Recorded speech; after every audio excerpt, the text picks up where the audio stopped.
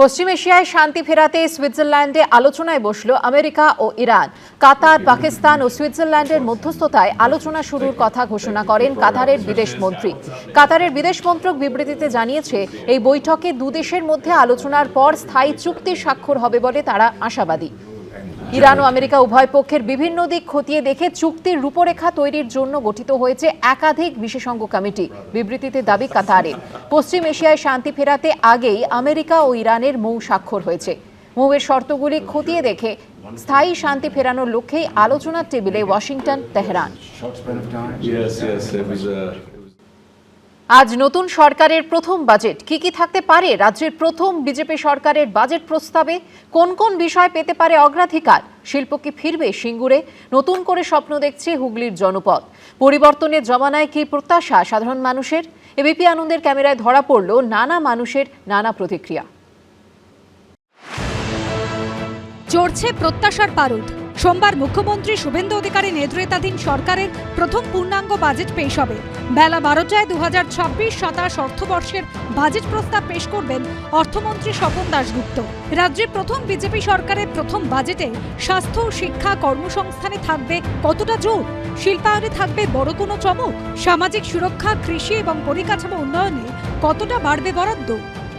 আগামী 22 তারিখ আমাদের রাজ্য বাজেট হবে। এই বাজেটে পশ্চিমবঙ্গের মানুষের যে প্রত্যাশা আছে আমাদেরকে কেন্দ্র করে, সেই প্রত্যাশাও আমরা পূরণ করার চেষ্টা করব। রাজ্য বাজেট নিয়ে রাজনৈতিক মহলে যেমন জল্পনা, তেমনি সাধারণ মানুষের মধ্যে তুঙ্গে কৌতূহল এবং প্রত্যাশা। স্বাস্থ্য কেন্দ্রগুলি আছে, সেখানে গ্রামীণ মানুষ যাতে যথাযথভাবে পরিষেবা পায়, তার উন্নতিকল্পে নতুন সরকারের কাছে আমাদের আবেদন বা আমার আবেদন যে এই স্বাস্থ্য পরিষেবার উন্নয়ন কল্পে সরকার যথাযথভাবে ব্যয় বরাদ্দ করুক। আমাদের বিপুল প্রত্যাশা, যে সমস্ত সমস্যাগুলি তৈরি হচ্ছে স্বাস্থ্যগত, সেই সমস্ত সমস্যাগুলি যদি গ্রামীণ হাসপাতালের স্তরে এবং জেলা স্তরে তার সুরাহা হয়, তার চিকিৎসা হয়, সেটার জন্য আমরা ভীষণ রকমভাবে আশাবাদী। রাজনৈতিক মহলের ধারণা, এবারে বাজেটে সব থেকে বড় চমক থাকতে পারে নতুন শিল্পের ঘোষণায়। সিঙ্গুরে টাটা বা তাদের মতো বড় কোনো সংস্থার শিল্প করতে আগ্রহী এমন ঘোষণাও বাজেটে থাকতে পারে বলে সরকারি সূত্রের খবর। তাহলে পালা বদলে রাজ্যে কি বদলাবে সিঙ্গুরের ছবি?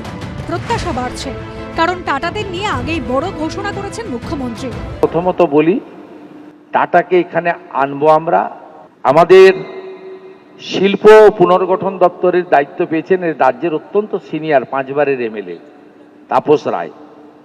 শিল্প দপ্তরের টিমও ভালো রয়েছে। ইতিমধ্যে আমার কাছে বহু প্রকল্প এসে গেছে। সরকারি সূত্রে খবর, আয় বাড়িয়ে ব্যয় কমিয়ে কর্মসংস্থানমুখী বাজেট হতে চলেছে এবার। দীর্ঘদিন ধরে বন্ধ হয়ে থাকা সরকারি কর্মী নিয়োগের ঘোষণাও বাজেটে উঠে আসতে পারে। বিশেষজ্ঞ মহলের মতে, পিএসসির মাধ্যমে স্বচ্ছভাবে নিয়োগের ওপরে সব থেকে বেশি গুরুত্ব দেওয়া হবে বিজেপি সরকারের প্রথম রাজ্য বাজেটে। প্রত্যাশা তো রাখবই, খুবই দুর্নীতিমুক্তভাবে চাকরির যে পরিচালনা হচ্ছে, যেভাবে চাকরি নেওয়া হচ্ছে, তো সেটাই চাইবো যে দুর্নীতিমুক্তভাবে হোক। আমি চাইছি কিছু শিল্প কারখানা হোক, আমরা গরিব মানুষ, আমাদের জন্য সরকার ভাবুক। আমাদের কাজ, কর্মসংস্থান, যুব সমাজ যেন এই পশ্চিমবঙ্গে কাজটা করে। নতুন সরকারের প্রত্যাশা থাকবে যেন আমাদেরকে এই কাজের জন্য ফ্যামিলি, পরিবারকে ছেড়ে যেন না যেতে হয়। বাজেট অধিবেশনের শুরুতে রাজ্যপাল তার ভাষণে জোর দিয়েছেন আইন শৃঙ্খলার উপর। বাজেটেও তার প্রতিফলন থাকবে বলে মনে করছেন বিশেষজ্ঞরা। থানার সংখ্যা না বাড়লেও নিয়োগের মাধ্যমে পুলিশের সংখ্যা বাড়বে বলে মনে করা হচ্ছে। বাজেটে জোর দেওয়া হবে নারী নিরাপত্তায়।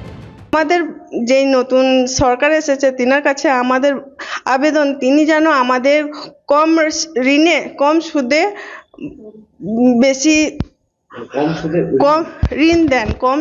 ঋণ দেন। গত 17 তারিখ অর্থমন্ত্রী স্বপন দাশগুপ্ত দিল্লিতে দেখা করেন কেন্দ্রীয় অর্থমন্ত্রী নির্মলা সীতারামনের সঙ্গে।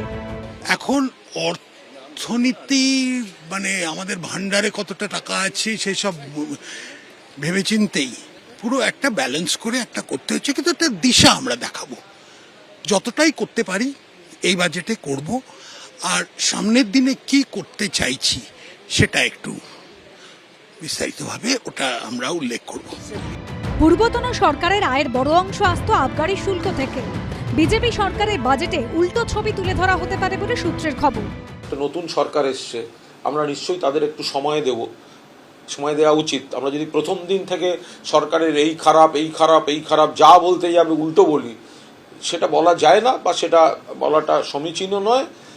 তো এখন আমরা এইটুকু আশা করতে পারি যে কেন্দ্রীয় সরকারের যে বিপুল বকেয়া বৈষম্য আছে রাজ্যের, তো সেগুলো এই সরকার আদায় করার চেষ্টা করবেন। যে কয়েক কোটি মানুষ সামাজিক সুরক্ষার মধ্যে ছিলেন, তাদের যেন সেই অধিকার অক্ষুণ্ণ থাকে, অটুট থাকে। বাজেটে পর্যটন শিল্পের ওপরেও বাড়তি গুরুত্ব দেওয়া হবে বলে সরকারি সূত্রের খবর। উত্তরবঙ্গ নিয়ে থাকতে পারে বিশেষ প্যাকেজের কথা। এবিপি আনন্দ। বিধানসভায় প্রথম বাজেট পেশ করবেন শুভেন্দু অধিকারী মন্ত্রিসভার অর্থমন্ত্রী স্বপন দাশগুপ্ত। সূত্রের খবর, সরকারি কর্মচারীদের ডিএ নিয়ে বড় ঘোষণা করতে চলেছেন অর্থমন্ত্রী। কি সেই ঘোষণা? জল্পনা তুঙ্গে। আমি শুভেন্দু অধিকারী শপথের পর এবার সংকল্প পূরণ। শপথ গ্রহণের 11 দিনের মাথায় সপ্তম বেতন কমিশন গঠনের সবুজ সংকেত দিয়েছে রাজ্য মন্ত্রিসভা। আর সোমবার প্রথম বাজেট পেশ করবে রাজ্যের প্রথম বিজেপি সরকার। সূত্রের খবর, সরকারি কর্মচারীদের ডিএ নিয়ে বড় ঘোষণা করতে চলেছেন অর্থমন্ত্রী স্বপন দাশগুপ্ত। আশায় বুক বাঁধছেন সরকারি কর্মীরা। ডিএর বিষয়টাকে নিয়ে বলেছিলেন যে কারেন্ট ডিএ, যেটা এখন বর্তমানে 42% বকেয়া, তার একটা বড় অংশ মিটিয়ে দেওয়া হবে। আমাদের ভরসা আছে তার প্রতি, এবং আশা করি যে প্রতিশ্রুতি তারা দিয়েছিলেন যে পশ্চিমবঙ্গের কর্মচারীরা ভবিষ্যতে এআইসিপিআই অনুযায়ী মহার্ঘ ভাতা পাবেন, সেটাকে যদি দিতে হয় তাহলে এই 42%টাকে যত দ্রুত সম্ভব মেটানো প্রয়োজন। সরকার যে দৃষ্টিভঙ্গি অন্তত আমাদের সাথে দেখিয়ে রাখছেন, তাতে এই মুহূর্তেই অনেকে বলছেন যে পথে নামার সময় হয়ে গেছে। আমরা সেটা মনে করছি না। আগামীকাল বাজেট আমরা অধীর আগ্রহে অপেক্ষা করে আছি। 1 জুন 2026 মাননীয় মুখ্যমন্ত্রী আমাদের সঙ্গে বৈঠকে বসেছিল রিগার্ডিং এই ডিএর ব্যাপারে। তিনি নিজের মুখে বলেছে যে বিগত সরকার চিরকুটে যে ডিএটা ছুঁড়ে মেরেছে সেটা আমরা করব না। আমরা 22 তারিখ অর্থাৎ আগামীকালের কথা বলেছিল সেই সময়, যে বাজেটে আপনাদের একটা গুড নিউজ দিতে চাই। বেতন কমিশন গঠন করতে হলে আমাদের 42% মহার্ঘ ভাতা বাকি আছে, অর্থাৎ 18% দিয়েছে, 42% বাকি আছে। আমাদের যে দাবি মাননীয় মুখ্যমন্ত্রীর কাছে, এই 42% ডিএটাই তিনি ঘোষণা করে দিক। কেন্দ্রীয় সরকারি কর্মচারীরা বর্তমানে 60% হারে ডিএ পান। এ রাজ্যের আন্দোলনকারী সরকারি কর্মী সংগঠনগুলির দাবি, খাতায় কলমে ফারাক 38%। তবে বকেয়া ডিএ নিয়ে আইনি জট না কাটায় বাস্তবে কেন্দ্রের সঙ্গে ফারাক 42%। সুপ্রিম কোর্টের নির্দেশ অনুযায়ী আমাদের যে বকেয়া ডিএ এবং বর্তমানে কেন্দ্রীয় সরকারের সঙ্গে যে 42% বকেয়া ডিএ রয়েছে, সে ব্যাপারে উনি সদর্থক ভূমিকা গ্রহণ করবেন এবং আমাদের প্রত্যাশা অনেকটাই পূরণ করবে বলে আমরা আশা করি। এই সরকারের কাছে আগামীকালের বাজেটে আমাদের প্রত্যাশা থাকবে এই যে বিপুল পরিমাণে বকেয়া ডিএ, এটা কত দ্রুত পরিশোধ করার পরিকল্পনা বাজেটে থাকবে, এই প্রত্যাশা আমরা করছি। নিয়ম অনুযায়ী সপ্তম বেতন কমিশনের নতুন বেতন কাঠামো ঘোষণার আগে সমতা আনতে হবে কেন্দ্র রাজ্য ডিএর মধ্যে। সেক্ষেত্রে মিটিয়ে দিতে হবে বকেয়া 42%। বদলের বাংলায় বাজেট প্রস্তাবে ডিএ নিয়ে কি দিশা দেখাবেন অর্থমন্ত্রী, তার উত্তর মিলবে সোমবার। এবিপি আনন্দ। আজ বাজেট পেশ করবেন অর্থমন্ত্রী স্বপন দাশগুপ্ত। প্রশ্ন উঠছে, ডাবল ইঞ্জিনের এই সরকারে কোন পথে এগোবে রাজ্যের শিল্প কর্মসংস্থান? অর্থনীতিকে চাঙা করতে কতটা উদ্যোগী হবে শুভেন্দু অধিকারীর সরকার? তা নিয়ে প্রত্যাশা বাড়ছে ক্রমশ। বিরাট কর্মসংস্থান হবে, স্থায়ীভাবে নিজের জায়গাতে কাজ পেতে পারে। শিল্প, শিক্ষা, কর্মসংস্থান, গত 15 বছরে এই 3 খাতে কার্যত ভাটা বয়েছে পশ্চিমবঙ্গে। কিন্তু এখন রাজ্যে বিজেপি প্রায় 1.5 মাস পূর্ণ করেছে নতুন বিজেপির সরকার। সোমবার নতুন সরকারের প্রথম বাজেট। ডবল ইঞ্জিনের সরকারে কোন পথে এগোবে রাজ্যের শিল্প কর্মসংস্থান? 1.5 দশকের কার্যত ঝুঁকে পড়া অর্থনীতিকে চাঙ্গা করতে কতটা উদ্যোগী হবে শুভেন্দু অধিকারীর সরকার? এসব নিয়ে উত্তরোত্তর বাড়ছে প্রত্যাশা। আমাদের এই পশ্চিমবঙ্গে যেন একটা বিরাট কর্মসংস্থান হোক, আগে যেন কোনো ছেলে মেয়েকে যেন বাইরে না যেতে হয়। আমার নিজেরই ইচ্ছা আছে আমি নিজের বাড়িতেই রাজ্যেই চাকরি করব। সরকারের কাছে আমার আশা যে আমাদের যেসব ছেলেরা বাইরে যাচ্ছে কাজের জন্য, তারা যেন স্থায়ীভাবে নিজের জায়গাতে কাজ পেতে পারে, সেই আশাটা আমি সরকারের কাছে করছি। রাজ্যে শিল্পের জন্য বিনিয়োগ আনা থেকে শুরু করে কর্মসংস্থান, ভোটের আগে নানা প্রতিশ্রুতি দিয়েছে বিজেপি। সংকল্পপত্রেও ছিল তার উল্লেখ। আর ক্ষমতায় এসেও অনেক পরিকল্পনার কথা শোনা গেছে মুখ্যমন্ত্রী শুভেন্দু অধিকারী ও বিজেপি নেতাদের মুখে। প্রথমত বলি, টাটাকে এখানে আনবো আমরা। সিঙ্গুরে যে জমি, সেই জমি সরকারের হাতে এখন নেই। ওই মাটির সঙ্গে টাটার রড, সিমেন্ট সব কিছু মিশে রয়েছে। ওই মাটির নেচারই চেঞ্জ হয়ে গেছে। নতুন সরকারের বাজেটের আগে নতুন করে আশায় বুক বাঁধছেন সিঙ্গুরের ইচ্ছুক চাষিরাও। কৃষক যারা আন্দোলন করে জমি ফেরত পেয়েছি, আমরা চাই এই বাজেটে সিঙ্গুর বিষয়ে সরকার কিছু বলুন। 23শে মে রাজ্যের আর্থিক পরিস্থিতি নিয়ে আলোচনা করতে দিল্লিতে কেন্দ্রীয় অর্থমন্ত্রী নির্মলা সীতারমণের সঙ্গে দেখা করেন রাজ্য বিজেপি সভাপতি শ্রমিক ভট্টাচার্য। এর ঠিক দুদিনের মাথায় কলকাতায় বণিক সভার একটি অনুষ্ঠান থেকে 100 দিনের মধ্যে রাজ্যে নতুন শিল্পনীতি আনার ঘোষণা করেন শ্রমিক ভট্টাচার্য। আমাদের কিছু নীতিগত পরিবর্তন এবং নতুন নীতি নিয়ে আসতে হবে, সেটা আগামী 100 দিনের মধ্যে সেই সরকার করে দেখাবে। মেলা উৎসবের বাইরে বেরিয়েছে সরকারের রেভিনিউ বাড়ানো যায়। আশা করব যে নতুন বাজেট শিল্পায়নের দিকে একটা দিশা দেখাতে পারবে, অর্থাৎ নতুন সরকার যে শিল্প বান্ধব, তারা যে বড় বিনিয়োগ আনতে চাইছেন, সেই ইঙ্গিতটা দরকার। এবং এখন যদি টাটাদের ফিরিয়ে আনা যায়, হ্যাঁ, একটা বার্তা নিশ্চয়ই যাবে। কিন্তু সিঙ্গুর এখন কতটা ভায়াবল, কী ধরনের ইনভেস্টমেন্টের জন্য ভায়াবল, কী ধরনের কোম্পানি সেখানে ইনভেস্ট করতে চাইবেন? টাটাদের তো অনেক রকম কোম্পানি আছে। আমার ইন্টারেস্ট হবে যে বিনিয়োগ আসুক, সেটা সিঙ্গুরে হোক বা অন্য কোথাও হোক। এখন পূর্ণাঙ্গ বাজেটে কতটা জায়গা পাবে শিক্ষা, শিল্প, কর্মসংস্থান, সেই দিকেই তাকিয়ে রয়েছেন রাজ্যের বেকার যুবক যুবতী থেকে চাকরি প্রার্থীরা। এই সরকার বিশাল জনমত নিয়ে এসেছেন, কিন্তু তাদের উপরে প্রত্যাশার চাপটাও অনেকটা। এখানকার এমপ্লয়মেন্ট সিচুয়েশন ইমপ্রুভ করার জন্য এটা কিন্তু একদিনে করাটা সম্ভব নয়। এটা একটা দীর্ঘমেয়াদী ব্যাপার, এবং বড় শিল্প আনাটাও একদিনের জন্য একটা সুইচের মতো কখনোই হতে পারে না যে আজকে ছিল না কালকে প্রচুর আসবে। দিন বদলের স্বপ্নে সরকার বদলেছে মানুষ। এবার প্রতিশ্রুতি পূরণ কতটা হয় সেটাই দেখার। এবিপি আনন্দ। এবার সরকারি চাকরি দেবার নামে প্রতারণার অভিযোগ উঠল অভিষেক বন্দ্যোপাধ্যায়ের আত্মসহায়ক সুমিত রায়ের বিরুদ্ধে। ডেবরা থানায় অভিযোগ জানালেন যুবক। নাম জড়ালো তৃণমূলের প্রাক্তন বিধায়ক সুজয় হাজরারও। প্রথমে শালবনী থানায় জমি জালিয়াতির মামলা, তারপর মাটি চুরির অভিযোগে দক্ষিণ 24 পরগনার কালীতলা আশুতি থানায় অভিযোগ।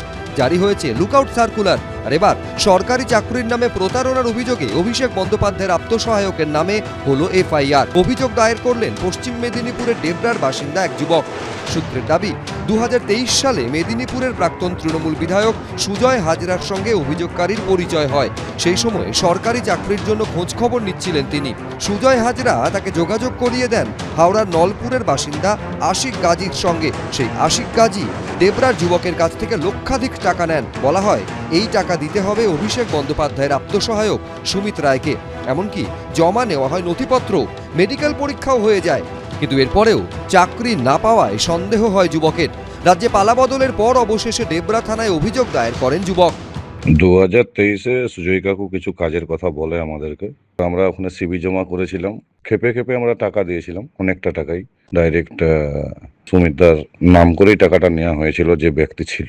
টাকা দেওয়ার পর আমরা জাল যে অ্যাপয়েন্টমেন্টগুলো পেয়েছিলাম সেগুলো জাল ছিল। আমরা ডিপার্টমেন্টে যে চেক করেছিলাম, পাওয়ারফুল কিছু করাও যায়নি, কিছু বলতেও পারিনি, প্রবলেম ছিল।